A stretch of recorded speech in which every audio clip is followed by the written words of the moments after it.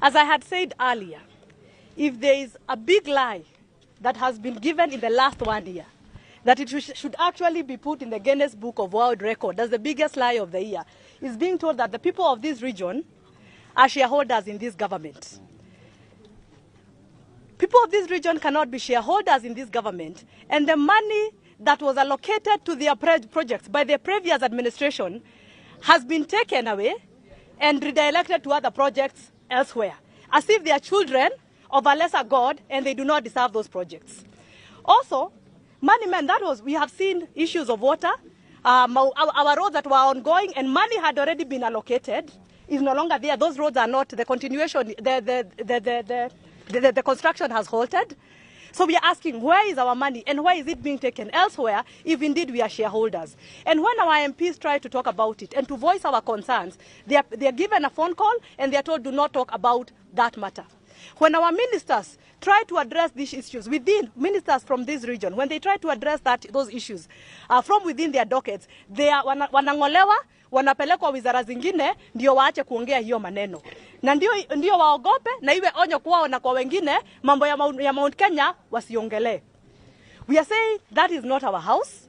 We have been taking comfort in someone else's house and saying we belong there. We have to build our own house where we can voice our concerns, where we will not be intimidated, where we will not be told that someone is holding a sword, ready to deal with us if we start asking questions. So I'm asking our people from this region, so that our leaders in parliament can have a voice. We need to build our own house called Jubilee, where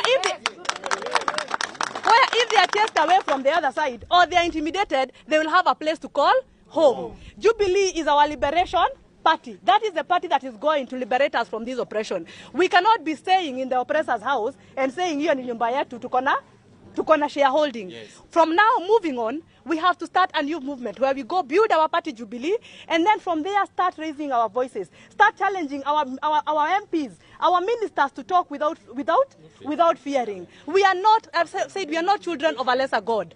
We are not to be intimidated. We have every right to ask for what belongs to us, for our resources, because we also pay taxes. But for us to do this, we must be in a place where we will not be intimidated. And that place is called Jubilee Party, and that's why no matter how much they are trying to fight our party, we are going to win that battle in court. We are going to take our party back, and we are going to fight for this region and for our country. Because when we are in Jubilee, Jubilee will be able to align with people with like-minded people, ODM and the others, and Wiper, and be able not only to fight for ourselves, but to fight for the region.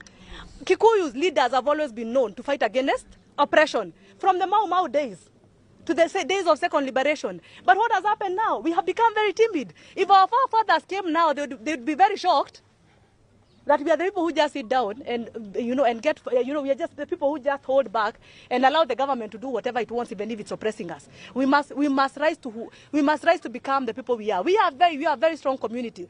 And if we work with other strong communities, we will be able to liberate not only our region, but this country. Thank you very much. Yes? What is it doing? The number two in the government. The number two in government is the one who is telling us that we are shareholders in that government, knowing that he's lying. If he is a shareholder himself, Rigathi Gachagua is a shareholder in government, and whoever else feels he's a shareholder because they have government appointments, that does not represent the rest of us. That is Rigathi Gachagua and his office. It does not represent Mount Kenya because he never talks about Mount Kenya. People have been dying in Lamu, Kikuyus. People are being harassed in Eldoret. He does not talk. I have not heard him talk about Lamu. I have not heard him talk about Nyamakema traders. But he's telling us we are shareholders. Hiyo ni kiti yake yeye mwenyewe. Haituhusu. Haituhusu. So that is his position as Rigathi Gachagua. It does not belong to Mount Kenya or to the Kikuyu community. Thank you very much. Yes. Yes. Yes. Restructure Jubilee Party to enable you to make it strong again. How are you going to restructure Jubilee? Are you going to restructure the leadership of the party? And also maybe move from Azimio coalition?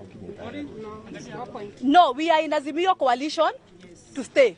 That is our coalition, and that is why we are going to work with other leaders and other communities to build a very strong movement.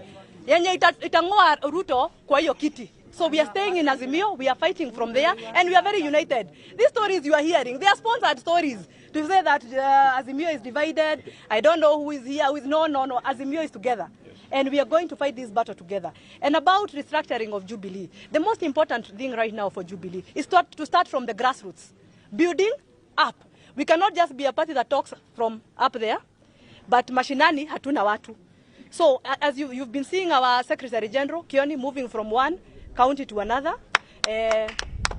just trying to bring people together at the grassroots level. We are having, we are having leaders, young leaders, appointing young leaders to lead Jubilee in different counties. You saw him and our party chairman, David Murathe in Lamu, also defending our people. So we are building this party. We are restructuring, but from bottom, from the bottom as we build to a very high, to a very strong leadership at the top. Thank you very much. In the new onslaught, what role are we likely to see the former president play?